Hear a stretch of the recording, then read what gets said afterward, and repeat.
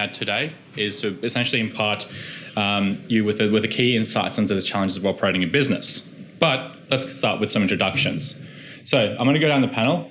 Do you want to kind of introduce yourself? Tell us about what you do. Aurora 44, for example, is a pretty prominent studio now in New Zealand. So yeah, for the panel here as well. So yeah, I'm the CEO at Aurora 44. That boils down to a little bit of a different thing from other companies, as I'm sure all the other panelists will attest to. For my part, it means I'm very involved in game direction because I'm game director on Ashen, and Aurora 44 is making Ashen, which is our first title. It's an Xbox PC action RPG. And yeah, that's probably a good start. Great. And Sam? Hey guys, I run and manage a couple of studios, so Method, which is a digital innovations agency. So we work a lot in the marketing and advertising space, and we've just recently started our AR/VR arm earlier this year called M Theory, and essentially it's a AR/VR production arm of Method. So we run all our augmented reality and virtual reality experiences through there, as well as doing some IP work. So we're also currently working on a VR game with the guys from Oddboard. Cool. Hi, I'm Zoe Hobson. I'm the Managing Director of Runaway Play. So Runaway Play is a mobile free-to-play studio in Dunedin. So we are both a developer and now a publisher as well. We have 26 people, and we are currently working on, we've got 3 live products, 1 VR project which is in development, and 2 new mobile products which are in development. As a studio, we have a big focus on work-life balance and having a really cool culture while also having a really strong and viable business. Mm-hmm. So I'm Steph, and I started at Rocketworks on day 1. My brother said he wanted to set up a video game company, so I told him I could help with some filing or something. And then since then, I've been helping with the growth of the company. We've gone from 0 to about 42 staff in the last 2 years, and we've got 5 projects. One we've just released recently, and the others are all still in the works. Great. And how long have each of you been operating? Because we've heard some, I guess, introductions about the sizes, but what about the length of operation? Do we start? Yeah, let's just start from there. Just going to flow That's that way. why you got put there. These seats are not occupied for that reason. We've been operating since 2013. So I think it was October 2013. Leighton, Milne, and myself quit our jobs at Weta and decided to go all in. So there were 2 of us. We're now at 35-ish. I'm probably lying, but 33. Okay, there we go. So Hale's here. Everybody, yeah, to give you exact numbers. But so we're at 33 at the moment. And yeah, so what does that make us? Sort of a few years old? Yeah. But it's, I've had the privilege of reading into your background, the company's background, and it's interesting to see the kind of slope up and how's it now managing a team that big? Yeah, we've been sort of quite lucky with how that's all formed, in that we had a very tight bond with the people that who started it, and I think a lot of that's kind of just naturally grown into the rest of the team. I guess one of the other things that we were lucky about is to have quite a strong connection with the rest of the game development community. So a lot of the people who we did bring in, we knew very well, and that sort of helped just how the company's grown in general. In terms of management, it's kind of getting into a bit of a different side of it, but in terms of, when you're managing a team of 3 to 5, it's very easy. You don't have to do much concept art to communicate ideas. You just kind of talk to each other. And then as it grows, you've got to do things like concept art. You've got to start planning out schedules. So you start to get producers become very important, leads become very important, all of that kind of stuff. So we've certainly grown into that, but I think a large part of our strength was that we came from places like what was She, now Pickpock, and Weta Digital, so we've seen how it's done from some of the best. So learning from those guys was huge for us, as well as bringing, obviously, some of that skill into. I think it's just dropped a bit of inspiration on everyone just here as well. Okay, so, and then moving into a creative agency as well. Sam, do you want to give us a bit of a background as well? Sure. So Method's been around for 14 years, quite a while. And I won't go into exactly what age we started it. But so we started with a couple of us. I kind of came in on board on the planning, account service sort of strategy side. So very much a creative agency. And my partner's on the creative and technical side. So we had a really good mix of sort of, the business and client service focus and the creative and sort of technical side focus as well. So we haven't actually, we've tried to keep our team really small on purpose. So we've got 13 people at the moment, and we kind of have sort of gone from anywhere from about 7 to 13, 14 people over the last 14 years. And at any one point we'll have a lot of freelancers on board as well. So, and that's really also a control thing in terms of quality control, making sure that we can manage the quality that comes out of the business. We'll probably grow to about 20 in the next few months. But again, this is where it kind of starts to get a little bit tricky with that sort of sweet spot number, which we found is at about 12, where we start to lose a little bit of quality control internally and how we can manage that. In M Theory, essentially, we use a lot of the same team members to manage the AR and VR production. We just find that the skills run across a lot of the various experiences that we create. So, whether they're web or VR, AR based, we're finding that we're working in Unity a lot more, and sort of the engineering skills that go with building websites come across as well. So, yeah.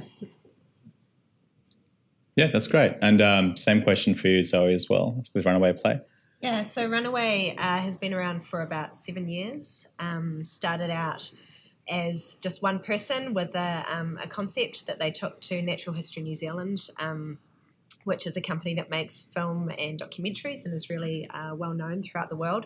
And so Tim Nixon went to them and sort of suggested, hey, you've got a really great market here. How about you try this for games? And they were kind of like, oh, yeah, like give us a business proposal. We'll look at it. And Tim worked on that, and they thought it had enough strength to look at helping him build. So a few people came on board at that stage. I think the team started out as maybe 3 people. And yep, Jeff is nodding at me. Good, he was there. And then from there, we've just grown over time. So when I joined the studio 2 years ago, it was just under 10 people. And then, now we're 26. So we've grown quite a lot in the last couple of years, especially. And Steph, what about with RocketWorks? I know that it was you, Dean, and was it a small team, or was it just basically you two that kind of kicked it off? A small team initially, although I quit my job about 6 months before the first actual day. So Dean had a project going on over in London, so I went over there to try and sort of learn the ropes and that kind of thing. And then with that information came back, and we hired the first few people, of which there were 3. Right, yeah. Okay. And how long ago was that? That was, the first day was the 2nd of March 2015. And since then, the growth was huge. We needed to get quite a lot of people in a short amount of time, but that does take a toll. I had to organise things like visas and even just moving people to Dunedin, because there's not a huge number of people that you can employ with a lot of experience in Dunedin. So that growth was quite crazy. At one point, we were starting a new person at least once every week. Sometimes there were 2 new people in 1 week. And we realised that was perhaps straining things a little bit much on the game development. So we've slowed down with that. But probably looking for another 10 or so people if you're interested. We're hiring 2. Yeah, so this is a good time for all of you to pay attention to the people that are, on the panels, because looks like we might be opening a job fair after this as well. Great. So we have a sense of the background. We have a sense of the sizes. What are your primary markets, though? Because some of you work in multimedia. Some of you are focused on game development. Can you give us a bit of insight into what your primary markets and demographics are and the platforms? Yeah, sure. So we look very much at PC and Xbox or console, which means that, like most people who work in the digital space, or actually there's quite a few who don't do this too, but our stuff is largely focused on international market. And so, I guess that's kind of, it's as broad as you possibly can make it. I think with Ashen on purpose, we tried to make a game which didn't necessarily fit into a niche, but was indie enough that it had some indie appeal, that you would get some sort of, if you're looking for publishers and things like that, you're not competing head to head with like the next Halo or something like that, but it's also an action RPG, so it's got a massive market that you could possibly tap into. And people, if you're trying to get a publishing deal or things like that, the market that you would be pitching to be selling to is quite large. But yeah, like I say, very much console market and PC market. So we're a little bit different. We kind of started out as a bit of a digital arm to agencies, ad agencies. So the idea was that we could do that as sort of a day-to-day and be able to work on our own IP. But as often happens, as you get bogged down with the day-to-day and your IP kind of struggles a little bit. So, we've been kind of really focused on, that's one of the reasons we launched Name Theory as well, is so we could really give it a lot of focus. So we kind of work a lot with marketers and advertising agencies or teams, but are starting to do a lot more work sort of directly with clients, as well as bringing out our own IP work. So at the moment, the focus is sort of in the AR and VR space for us specifically. With the VR game that we're doing now, that would probably be looking at sort of the tethered VR devices, or which may not be tethered soon. But so for us, I guess it's Oculus and Vive, and looking at that sort of space. And I guess a lot of the work we're doing in the AR VR space is kind of looking at how we could possibly turn them into IP sort of products, because some of the things we're doing are quite unique. Something we've just done recently for Torrens University, it's interesting because we're getting a lot of interest from people wanting it as a separate product rather than how we launched it, which was as a marketing piece for them. So it's kind of looking at that balance of, we've created something for a client specifically, but there's possibly an area to make it into an IP product. How do we do that, and what creative control we kind of have over that? Cool. So our business is all through like the Apple App Store and the Google Play Store, and we are also on Amazon. So all of our games are free to download, but with in-app purchases and also ad revenue. So we're sort of direct to consumer with our players, paying our bills essentially. In terms of our market, it's very much overseas. We have a very small market in New Zealand. Most of our players are in the United States. Our primary demographic is 18 to 45-year-old North American females. We also have found that a lot of our highest spenders, because we do a lot of analysis on who our top spenders are within our games, are more like sort of 45 to 65-year-old women in America, which is and quite a different, more conservative demographic than the rest of our player base, which is really interesting. We've also recently been localizing into new territories. So Starlight, which is our most recent game and therefore has the least content in terms of like a big backlog of historic content that's already out there, is the first game that we've been localizing into other markets. And since then, we've also been getting featured by Apple in China a bit. And so we've now had a bit of an influx of new users and a new type of user into our demographics. We've had a lot of I think 30-year-old men from China kind of like coming in into that player base, which is again really interesting. And it's really cool seeing who actually plays our games and who pays when they play our games. And there's a huge amount of information there if you have the time to to dig through it. So we make PC, console, and VR games, although we're primarily focused on PC games. But when we first started, we had a big discussion about do we just focus on one project or do we do several projects? And we came to the decision that it would be better to focus on several different projects and have like fingers in different pies or whatever, which worked out well because the first game we were initially working on, we ended up cancelling or shelving perhaps. So that would have been quite bad if we'd spent, a year and a half on that and then had to put that all in the bin and start again. And that's meant that things like the VR games have been able to spin up. So those, our first VR game was actually just started with a team of interns that we just didn't really know what to do with, so we shut them in a room with the dev kit that we had, and they actually just made a game, and that's great because then you can put that out, you can get some money coming in, and then we ended up with another VR game. So it's having like a diversity of projects is something that is quite integral to the company, and like having a kind of moving plan, depending on where the market goes as well, like because we're relatively small compared to massive studios. That means that we can sort of change in the direction that we need to, if we need to. Okay, so that was preempting a question I was going to ask, especially in emerging technology kind of spaces. For those of you that are working in emerging tech, so VR, AR spaces, the market's been quite turbulent. There's been a lot of hype, a lot of correction, and obviously there's a lot of external variables and environmental factors that affect the market. So how have you been able to kind of steer your businesses successfully, mind you, around those obstacles and keep it sustainable?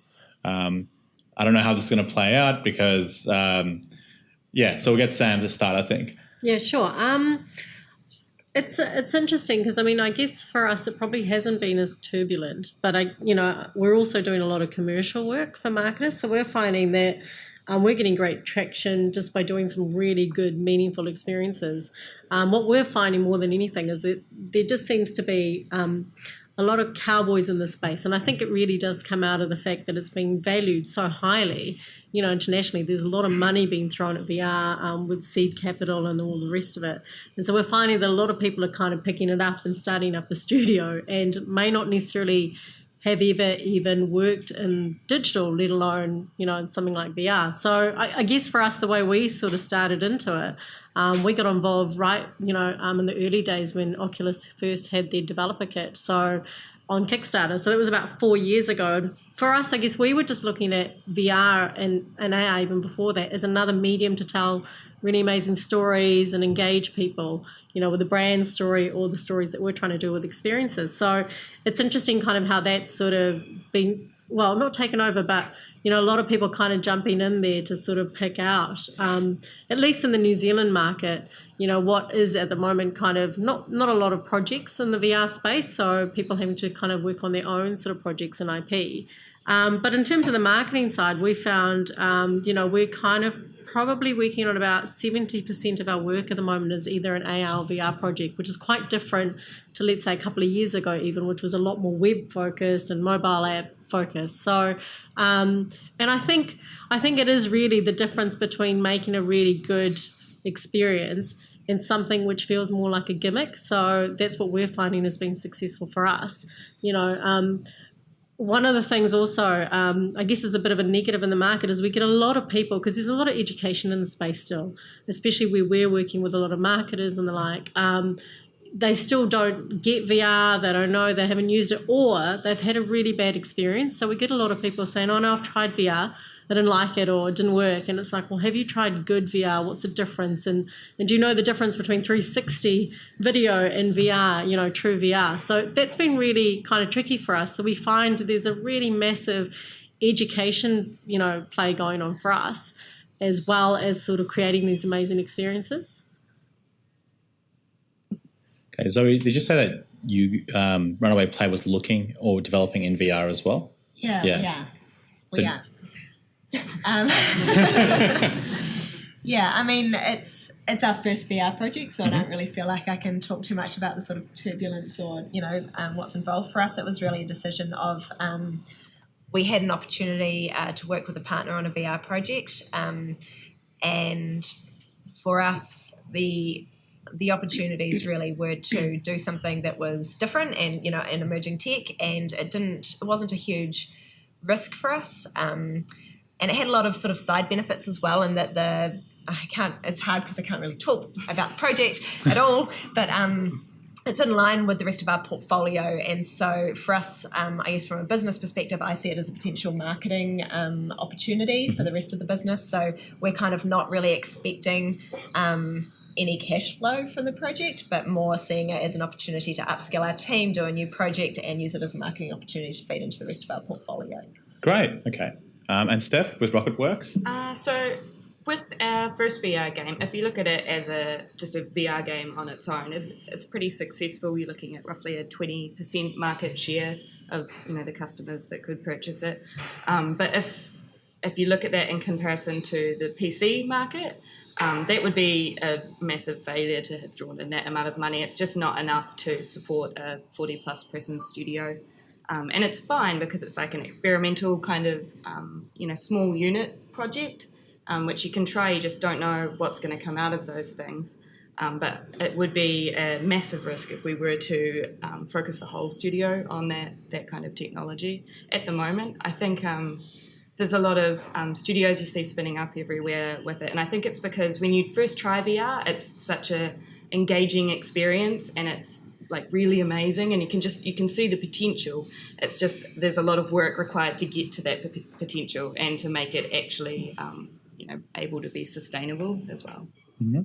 And do you think with Aurora 44 there's any kind of turbulence in the horizon with the console market that you can anticipate, or has there been any kind of forward planning in regards to how consoles may shift or what they may what even emerging technologies may do to impact that market? Sure. I mean, I think for us, we've had stuff work in our favor, luckily, in that market. The Xbox One X coming out was great for us because we got to be a part of that whole showcase with the E3 and stuff like that. So the turbulence has turbulated in our favor. But aside from that, I think the console market and in general, PC has been a constantly sort of growing thing, and I think PC's proved itself to be a behemoth in the industry as of late. Console, on the other hand, is quite nice because it's got this real stable base of Microsoft, Sony, Nintendo trying to push out these consoles, and they put a lot of effort into getting titles on their consoles and ecosystems on their consoles that it rests on technology in the way AR and VR does, but they've also just got these Super Bowl like adverts kind of pumping out and this whole marketing machine behind it, and this I suppose the structure is there. So very, very stable, which is kind of good for us here. Okay, that's great.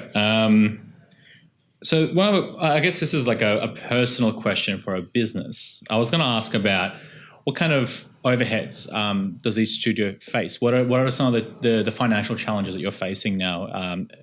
Setting up in New Zealand. Are there any taxation problems? I've heard some interesting things about tax prepay and the way that games or digital content is considered to be assets. Is there anything that the panelists can speak to, basically, in regards to financial challenges or any costs that they're encountering? We tend to be quite pessimistic in our estimations, so we tend to have more than what we thought we would have. A lot of our funds at the moment come from overseas too, so we're having to do things like hedge funds because of currencies and things like that. Fluctuating is probably more important for us at the moment. As far as tax, it's a very sort of well-trodden road, so that stuff's quite, you kind of just know what you're getting with that. I think that'll come in more probably when we actually start selling stuff, I think where it becomes really tricky. But in terms of having capital come in from publishers or grants or things like that, we haven't had any issues at all. Yeah, I mean, for us day to day, I guess, our clients are kind of paying for projects, so that helps fund the time we're spending on sort of IP work. In terms of our biggest overheads, it's really just, staff. And I think one of the things is also the time spent with, and I think people in this industry don't value their time enough, so the time spent in recruiting staff or doing the IP work and all the lead up to that. I was at a talk earlier today and, I think it was Edwin said that it cost them $6,000 in hard costs to make the game. And I had chat to him afterwards about how long it actually took and, and how many hours they'd spent, because people don't value the time that they've spent on or what they're sacrificing to do that. And in terms of, like staff at the moment that we've got, it's hard because we need to hire probably 6 half people, so it's like half of each role. So what do? You try and find people that are kind of varied or can work across a few different things. And then also the other thing we're finding at the moment is travel probably. I've had to process a lot of Uber invoices in the last week. And software, I think, is, just a different software licenses and things. So this is all very boring things, but I guess things you've got to consider. And also once we start kind of making money from our game, I guess it's going to be an interesting spin there on how that works, because we basically invoice based on a project done, and it's not going to work like that for... Yeah, so I mean, for us, in terms of our overheads, I'd say probably the biggest one is marketing in terms of if you're doing any kind of paid user acquisition, which we've done a fair bit of. That's definitely been like the biggest overhead cost for us over the last couple of years. It's something that we're not doing as much of now just because the market is so competitive for paid user acquisition for mobile right now. So we've moved away from that because we think we can see a stronger return on investment from from spending that money in other ways. Other overhead costs for us are travel as well for us in terms of, we do want to try to support our staff to be able to go to things like this, and we're in Dunedin as well, so, conferences generally for game dev isn't in Dunedin right now. And we also, we often have people who want to go to GDC, and so we try to support them and then also have staff applying for grants to help them get there too. In terms of other costs, the majority of our costs really are salaries, but then there's all the stuff that goes on with that. So, new hardware every time a new person starts. Software, server costs. We have about, I'm just trying to remember from my budget, like $2,500 US a month that goes per game on those sorts of costs.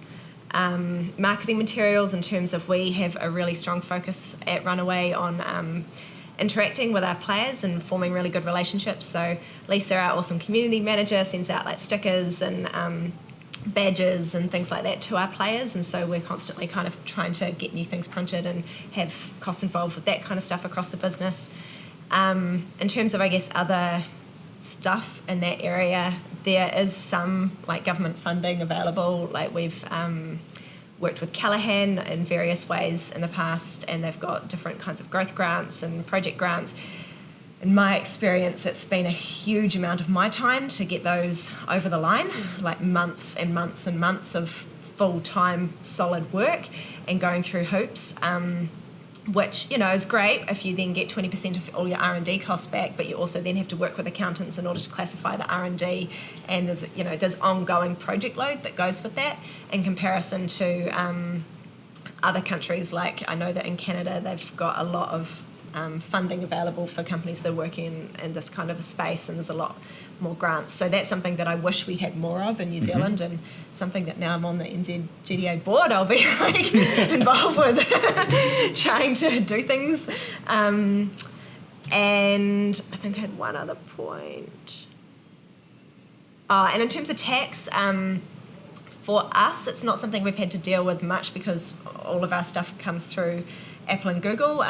With at the moment, like something I was working on this week is because we're now localizing for Japan, and hopefully we're going to have a larger audience there. I discovered that when you sell stuff through the app stores to Japan, you actually have to fill out different tax forms. Otherwise, you have like a flat 20% withholding tax, which gets deducted from all your in-app purchases, which I didn't know about and isn't super obvious when you're on the store. So the stuff like that now we're working through as we start to go into more into different territories that we weren't in previously.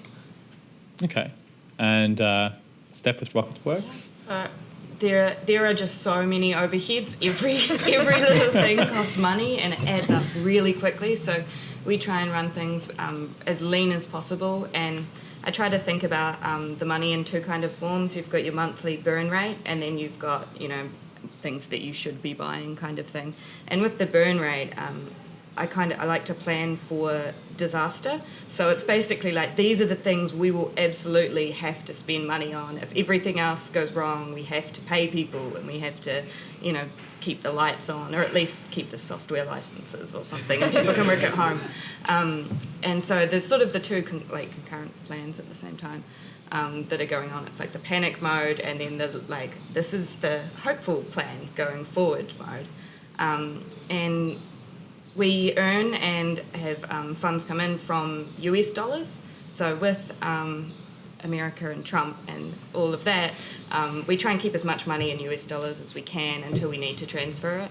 But it does, that means we have to really plan ahead. We need to know what bills are coming, especially if they're quite large ones, and try and time it at just the right moment when things aren't so bad, and then exchange the money. And with things like tax, my recommendation is to get the most amazing accountant ever, because we have the best accountant that helps us with the R&D tax credits. So making a game is essentially just R&D until you release it, and so nearly everything you do counts as, well, I mean, our accountant would be able to phrase it a lot better, but I send the information through to him, and there's quite a huge percentage that can be counted as R&D, and you can get a certain amount back, and that does really help.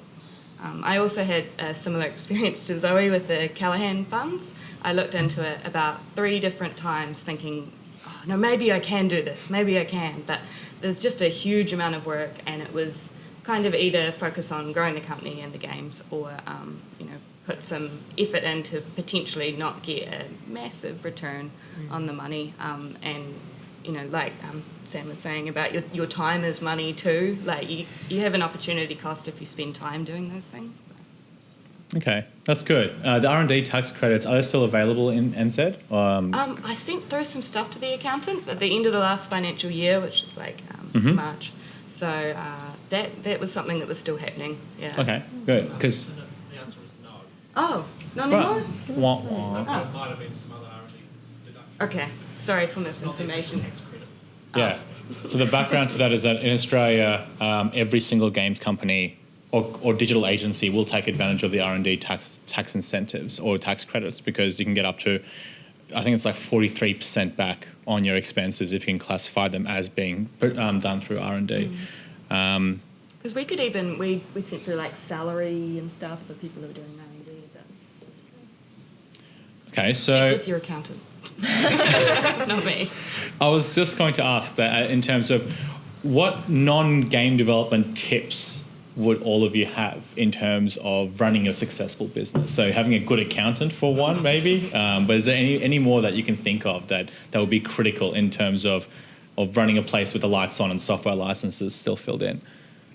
Sure, yeah. This probably actually relates a little bit to the last question too, like kind of what you were saying about people valuing people's time that they spend into things, and then also trying to like run your business, and you've got a certain amount of money to do things. It can often become something where you try and get by with as little as you possibly can. And what we've found is actually by like purchasing hardware, for example, is something that we always do when someone needs it, because hardware is so much more cost effective than trying to make people work on a sort of with just a little bit of stuff. Like, so if our programmers need a couple of extra machines to sit and let things do stuff on the side. Very technical. Yeah. do programming things on the side. But no, I mean, if they need it for compiling, if they needed to, our artists needed to do light bakes, if any of that kind of stuff is needed, we just sign off immediately, because the benefits we get from that is huge. And it's sort of like, I guess for that reason, I think it's kind of like the talk that you were in earlier, actually, where everyone was talking about finding the coffee machine on the first day. I think that's probably a really good one, that you want to give people a nice environment, and I guess that comes along with a good coffee machine. But if you expect people to come along to work and make a game that they're interested in, which was kind of your panel too earlier, was everyone was saying like they want people who want to work on this type of game. Well, you should also provide them with an environment that they want to be in. So definitely investing in that sort of stuff is really important, right down to, I don't know, doing beer o'clocks. We went to karaoke the other day with the team, which was great. It's a good time for a good way for just finding ways for your team to get to know each other. That's sort of a step away from sitting behind a screen and looking at their screens is really important. And I think that all builds towards, because essentially it depends on what you're doing. I mean, ours is like we're doing sort of a little bit of a approach where I think I'd say in any creative thing, it's almost like going to war when you're trying to go and push through this thing, which is something in some people's minds, and you're trying to like take all this tech, take all this artistry, take all this design, put it together, that you need a tightly knit group of people who want to work together, who believe in the thing. And it's not always just as clinical as believing in the game design, it's also believing in each other. So yeah. Having an office dog helps as well sometimes, as long as he's not chewing cables, yeah. So Derek's just stolen everything I was going to say. But yeah, no, look, it's really important. We decided quite early on, so my partner and I run Method and M Theory, and we knew we were going to spend a lot of time in the office, so we decided early on to have some, really nice place to come to work to. And we pay a good salary for our rent, a good person salary for our rent, but it's worth it because it means that, everyone's got a nice place to come. And again, we don't skimp on things like hardware. We'll try not to, because we don't want people to have to worry about any of that stuff when they're coming in, that they can just focus on doing the job well. I've worked in places where I had a really shitty computer, and it's annoying, and it, affects your work, it affects your, I guess, your mood during the day. So all of those things really help. We also try and take some time out, and it's that sort of family feel, and I think maybe that's a New Zealand thing as well, but we are a small group, so for us it's really important to build it in a way that everyone sort of can relate to each other, that they all get along really well. We've got a few different personalities in the group, but it's always nice to be able to work together. So we do the beer o'clock thing as much as we can, or other organised sort of social events, which is really hard sometimes to kind of organise these sort of social interactions with everyone. It doesn't feel forced. We did something in the office a few months ago where we kind of just asked around everyone, what does everyone else kind of want to see? What sort of activities should we do? What else can we do to make this place a great place to work? Because I think if you can do that, at least the focus can be on creating great work. So out of that came, a few things that we're starting to implement over time. And it doesn't all have to be related to how much you spend on things as well. So it's just about spending more time together, or we've implemented fruit in the office, which, either works really well or doesn't some weeks. So there's a lot of banana cakes being made at the moment. But, all of those little things help, I think, form a place that is really great to come to. And I guess there's sort of some of the non-dev or game tips, and really good accountant and support staff for that sort of stuff, because honestly, taxes do my head in. So I'm really glad that our accountant does all of that. Cool. So I'd echo a lot of what you guys have said as well in terms of culture. I think, having a place where everyone actually wants to be is so important. I'm going to try to talk about different stuff, so I'm not just saying yes, I agree with everything. So for me personally, I think one of the really important things about managing a company is making sure that I personally have time free to talk to all the people that work at Runaway. So that's one of the biggest things that I've been really focused on over the last year, is just because my first year at Runaway was quite manic. We're trying to learn and upskill, and I've only been in the games industry for 2 years, so there's a lot for me to learn, and there still is a lot for me to learn. But now I really try to make sure that I'm always putting my people first, and that they trump everything. So if somebody needs to talk to me, or if I'm a little bit worried about how someone's doing, I would rather spend 2 hours talking to them than working on something that has a deadline of that day, because the person is more important. And I'd say that's probably one of the single biggest things in terms of running a company, because it means that you're actually putting your attention into the people, and you don't have a company without those people. And also, hopefully, it means that people feel like you care, because you do. And so I think that... that's just something that really matters to me personally. I think another really important thing for a company is to have really good communication, for people to talk to each other really clearly, and be able to work out who is doing what, and most importantly, who's responsible for what, because the biggest screw-ups that we have had have always come from it not being clear whose responsibility something was. So that would be a really big thing, is if there's something that doesn't have a clear owner, don't wait for it to fall over. Find a clear owner, because that's where I think a lot of stuff has fallen, or things have fallen over for us in the past in that area. For us, transparency is also really important. So we have an all hands meeting every week where each of the product leads shares what's happening in that product. We are completely transparent with everyone in the company on our finances, on what our targets are, how close to each target we are. We do that on a weekly basis, so everything is completely out there. And I think that really helps us in terms of if the company isn't doing well, everyone knows, and they know why, and it's not a surprise. And if the company is doing well, we can celebrate the fact that we're hitting our targets and that we're there. So I think that both that and also having a really clear goal for what we want to achieve for the company is really cool. So we've we did another sort of business strategy session a while ago and came back from that with a really clear goal of not only what we want the company to be now, but what we want it to be in 5 years' time. And it's really cool feeling like everyone is on board with that. I think as well, having a good balance between what the business needs to be a viable business, what the business wants to be in terms of the business culture, and what the games need in terms of having good game design that people are going to actually like and that's going to be polished. Like those are three kind of parts that I think need to line up, and something that as a managing director that I try to pay a lot of attention to. So like for me, and I'll look at Jeff as I say this because he's working on new product development right now, we have a business need to have a new product out there, in the first quarter of next year.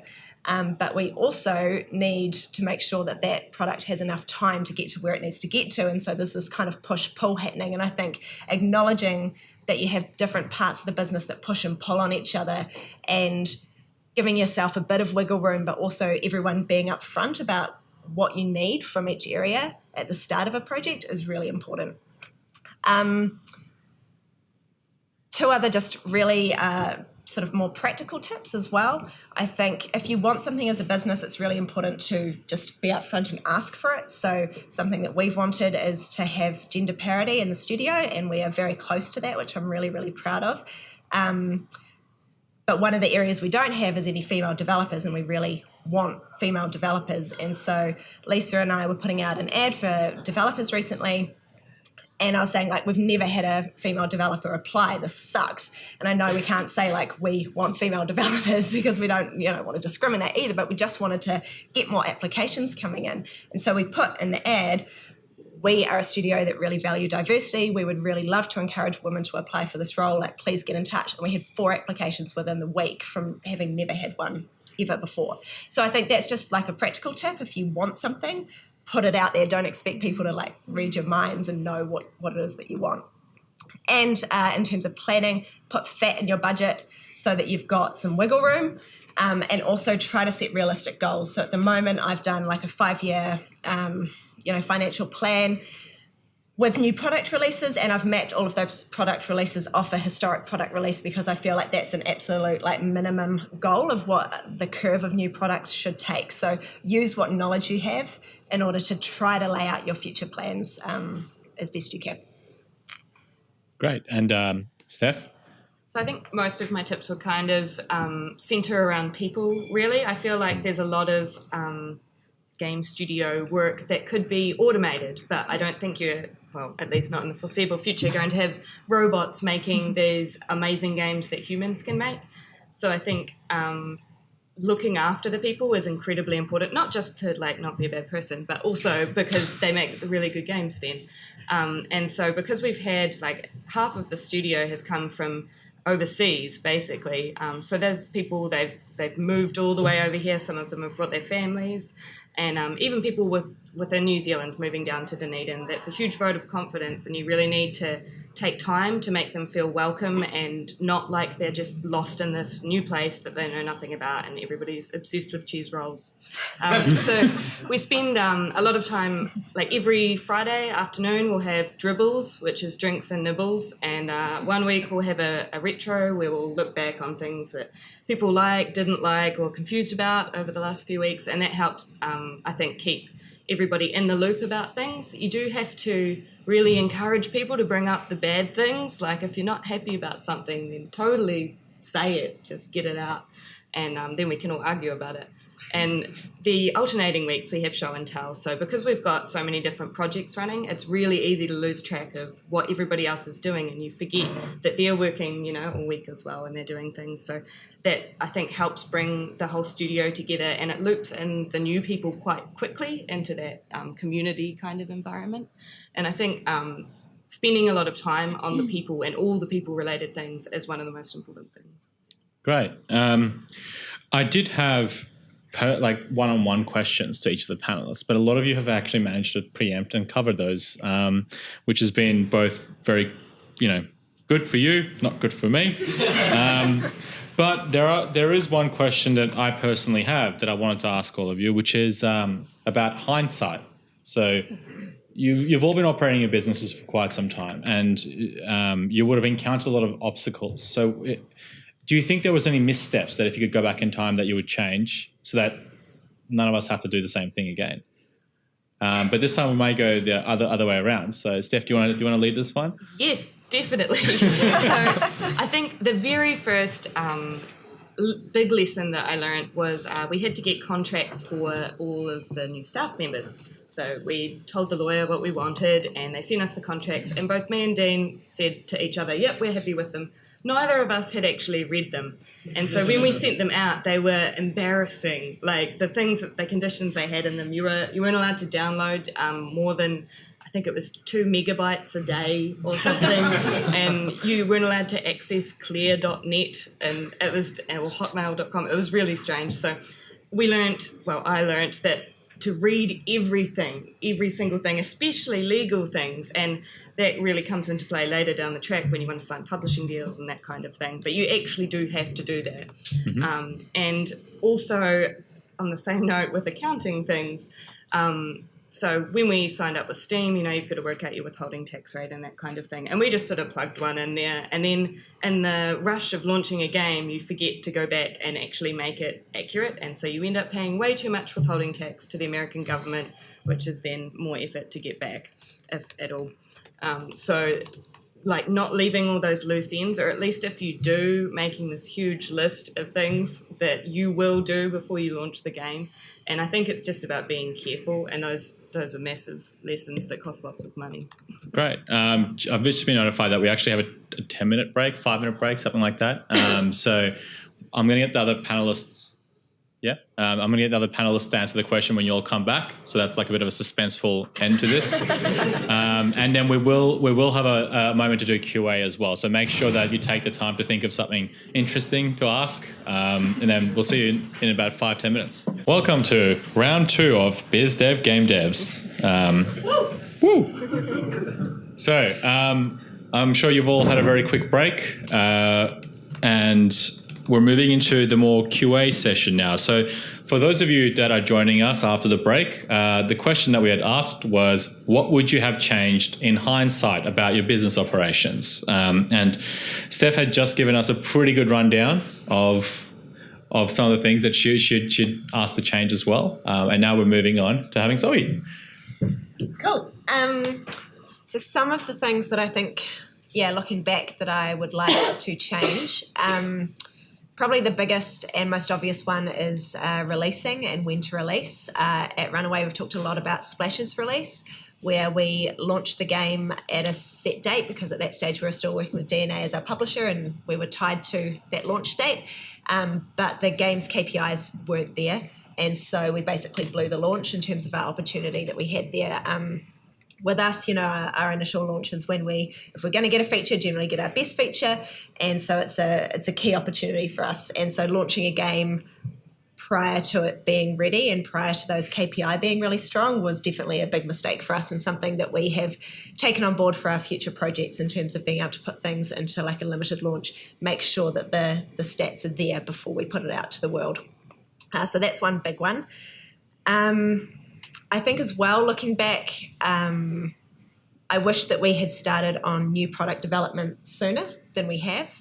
We've spent a lot of time with the live products that we've had, and a big part of that is because they have a really heavy live operations component to them. So all of our 3 live games each have events that go live every month, and those events have limited time content, which is all brand new content that we generate just for that month. So there's a huge workload on our studio in terms of producing all of that content, and that emphasis on the live products has meant that we weren't moving into new product development really early on, because we're so focused on just maintaining those games, because that's where our cash is coming from. But I do wish that we'd started that new product a little bit sooner than we actually have. Sorry, my computer just went to sleep. Thanks, computer. That's really helpful. Another area is probably analytics and marketing. When we became a self-publisher, those were 2 very new areas to us, and I think it's really challenging when you get into areas that are totally unfamiliar to you as a business to do them right. So I can kind of see ways that we could have done and that we could be doing those better, but it's just one of those things where you have to kind of choose where to put the limited resource that you have and your valuable time that you have and where you put that. So I think just that choice of where we put our time when we're looking at totally new areas, we did work with analytics and we tried to do a whole load of stuff, but as a studio, we actually didn't really have the resource to implement a lot of the learnings that we were being told from our analytics. And so we probably could have saved that time or put that analytics, the cost of that analytics towards something else that we did have time to do or we did have resource to put towards.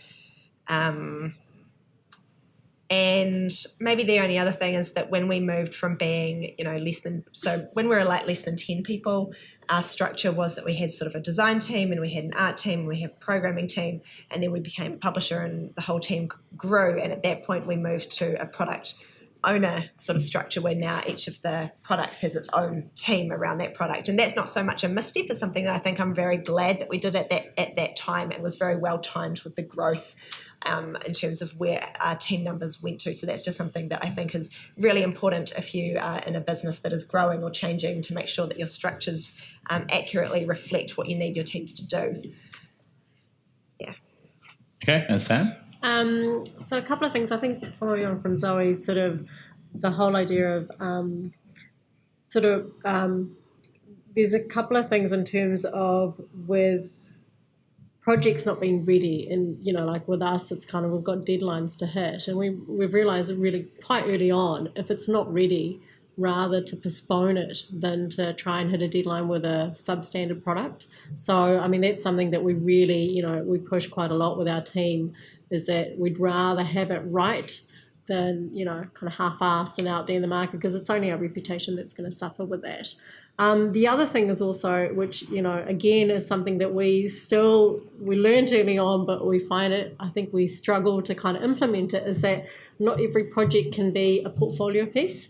And so when you're really busy, because we found that when you had some amazing projects on, you end up spending 20-30% more time on every single one, and you can't make money that way, or you can't continue to do it that way. So one of our best years had amazing work, award-winning work, but it was also one of our least profitable years as a business. So you've got to just, I guess, pick and choose the ones that you really want to make amazing. And it's hard when you've got a lot of great projects on, but kind of where you want to spend that extra resource, or where you're happy for people to do a little bit extra. And then those where maybe, and it's that sort of good enough thing, that was discussed earlier this morning. It's we don't like being just good enough, but that's also good enough for us is also great for a lot of people. So, that, and I think one of the biggest things in this business, and we've all talked about it earlier, is people, people, but getting the culture fit right is really important. So we've had a few missteps there, just in terms of hiring people based on skill or a desperate need or urgency, and just realising that the culture fit just wasn't right for whatever reason. We've only ever had to do sort of the 3-month trial thing a couple of times, which isn't bad for being in business 14 years, but you realise quite quickly that if someone's just not working out, kind of the whole team gets affected. So I think that's quite an important thing. That's great. Yeah, the culture fit one is one that resonates very, very strongly with me. Derek? So I've been trying to think of something that applies, because, I mean, over the last 4 years, we've seen a lot of growth, and I think there are things that I could say if I knew we'd be exactly where we are now. There's stuff I could have done better, but where you were then, it didn't make sense to do unless you for sure knew you were going to be here, which is a bit like buying a lottery ticket. So the biggest thing that I could probably apply right back to even when I did student projects or anything like that was something Zoe sort of mentioned before, which is ownership of things, making sure that you have people who are clear owners and have a vision for different things. And as you grow, to do that, and I suppose that's one of the biggest things for project growth, and to have good stuff actually made. And I suppose even to define ownership, that doesn't necessarily mean the person who's in charge of your art department, for example, is only interested in producing good art. They've also got to be in on the plan business-wise, because otherwise it's still not going to necessarily work out. And for us, having grown and, we've obviously transitioned and done a lot of that stuff now. But when we had just grown and, Leighton and I were trying to keep a lot of that stuff, it starts to become just way too top heavy that you just can't do that. Which I imagine, whenever you've got any sort of, I don't know how like film directors and stuff like that do it, because I feel like they're very big personalities that have a lot of control over things. Real world stuff that we've done for that is just making sure that you communicate to your leads, they can do stuff, they control their teams, and have them to have a really clear line of communication through to you was probably the biggest thing. And I think this, though, it could apply at any stage, really. As soon as you bring people on, I think you have to even be forward planning to do this, because one of the issues we had then, which the size of the game that Ashen is as an IP, was because we brought people on and it's like, okay, someone's going to be doing anything, in charge of some sort of section of art, say animation. When you bring them on, if you're not already grooming them to become the person who's the vision holder in that, you're kind of already behind the curve. You've got to know that that's going to happen, because on day one, they can't necessarily do that. And you need to also choose the right people who are kind of like evangelists within your company to do those things and to really carry the torch. So it partly goes to company culture. Who you hire, who you choose is not necessarily always just trying to snipe the people who have the best technical skills necessarily. It's like, who's going to carry the torch for the vision of this particular department? Who do you want to groom into being someone who can take over this, slice off this part of your vision and give it to them and let them start making decisions about that, is really big. And like I said, even university teams, I think like that's a huge thing to do for a successful project at any level. Great, awesome. I think we've got about 10 minutes for questions now. Great. So let's open the floor for questions. Who wants to go first? Anybody? Oh, well, great. Okay. Wait for the microphone though. Yeah. Which I interrupted. Sorry. That's right. I was wondering what each of your approaches was when first starting out, getting that initial runway to get to the first release and the first income, and how each of your approaches might have been different for that. Are we still going this way? It feels like we're going like a forward direction now. Ours was to save up money while working. Leighton and I were both working at Weta Digital at the time. We kind of did sort of a bunch of overtime, and then we'd go home and spend the rest of our life making Ashen. And then we'd sleep for a few hours and then go back and do it again. And that was essentially how we bootstrapped the beginning of it, was that we were actively working and just kind of burning the candle at both ends. But that comes to an end, and there's only so long that you can do that. So we had to quit our jobs at some point and jump in. But so what we did do, I mean, it really comes down to an equation at the end of the day. We moved to Featherston, which, since you're not from Wellington, it's kind of like you've got Wellington, Lower Hutt, a mountain, and then Featherston. So I think there's about 2,000 people or something like that there. Rents cost nothing. You can actually get a nice house there that has, you won't be depressed living in some kind of rat hole somewhere. You know, we had like a big garden, a big house, all that kind of stuff, enough space for kind of like 5 of us to be quite happy if we did, which we, at the time we were only 2 even. But that meant that we were essentially choosing specifically to kind of go on a bit of a hermitage to decide to make games and to do this thing.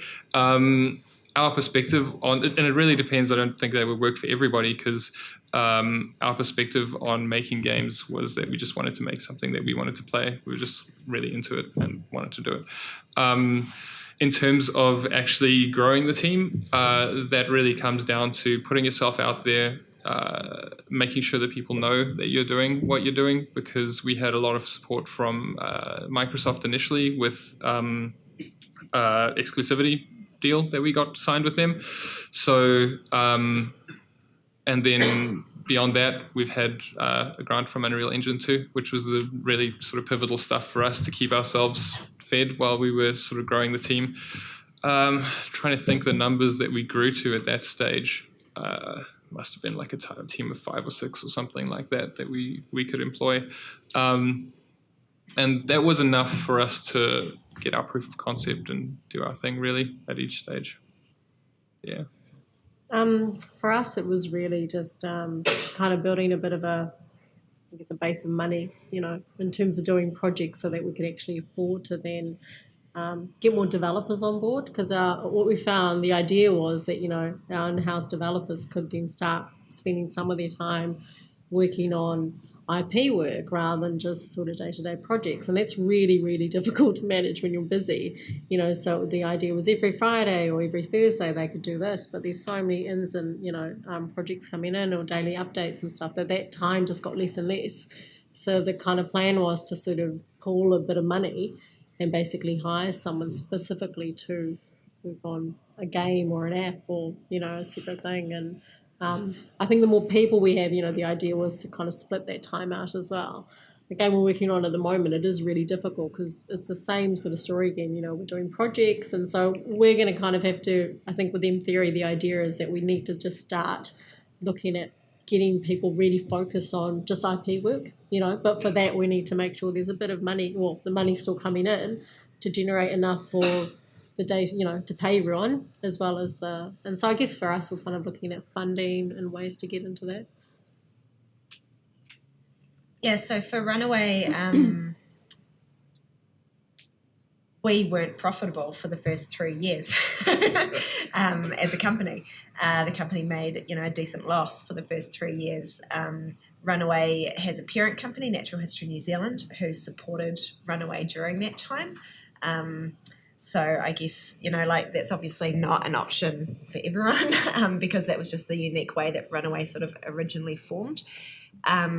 We also did some work for hire at the start for National Geographic, doing projects there, and also worked with a publisher who, contributed money up front at the start of development and, milestone payments, which helped until the game released.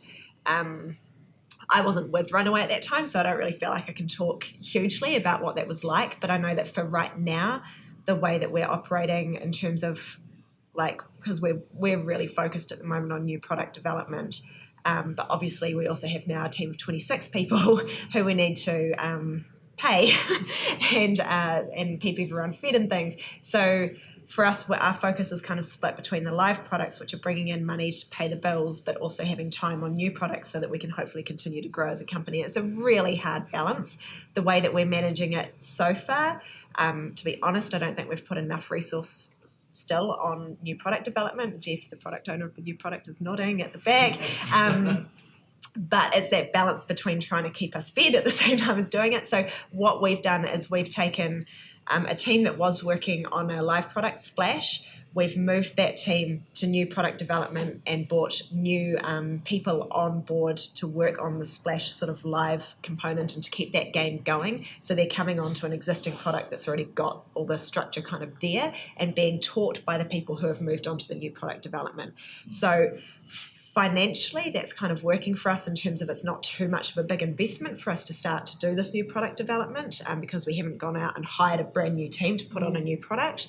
But the downside is that I feel like it's pretty hard on those people who are working on the new product because they're both trying to be creative on a new product and mentor people who are upskilling. So that's really hard, and I'm really aware that that's probably quite hard personally on those people, and so it's something I'm trying to support them through. Hey, Jeff. So for Rocketworks, Dean funded the company initially through his own money that he'd earned by his success, and then halfway through last year we got investment from Tencent. We could have continued ticking along. We had about 20 people, I think, at that point, and it would have been fine. We would have been able to continue with the company like that. It wasn't really as much a financial decision as it was maybe a strategic kind of decision to take on investment. Our thinking was that it allows us to take advantage of this opportunity now rather than potentially have a slower curve to earning money. It's a quicker one. We could scale up quicker. Okay. I got notified that we're approaching I do encourage all of you to see if the panelists are willing to answer questions post this talk as well. And is there a method that each of the audience members can contact you? So those of you with notepads, please have them out. Derek, do you want to kick it off? Sure, tweet at me. It's probably good. Yeah, it's probably the best, honestly. Like, I'll get it immediately and I can answer stuff. I'm really good on direct messages and stuff like that too. YE_OLDE_Derek. I think if you search Derek Bradley, you'll probably find me. I hope. Yeah. Just look through Andrew Lamb's people and you'll find me there. Yeah, that's probably the best. Just grab me afterwards or email me, sam@method.digital. I'm online 24 hours. Yeah, me too. My email is zoe@runawayplay.com, or you can tweet me at Zoe M. Hobson. My Twitter comes alive at NZGDC time and then dies soon afterwards. So I'll get it if you do it now. I won't get it in 2 weeks. Like a phoenix. Yeah. I'm going to try to keep it alive this time. Twitter is probably the best way for me because my emails are a bit of a train wreck. My Twitter is Steppy, STEPPYKH, because it's Stephanie Kate Hall. But if you forget that, just go onto the Rocketworks website and you can just email me at any of the email addresses because I check them all. Okay, great. I'd like to give a round of applause for the panelists today.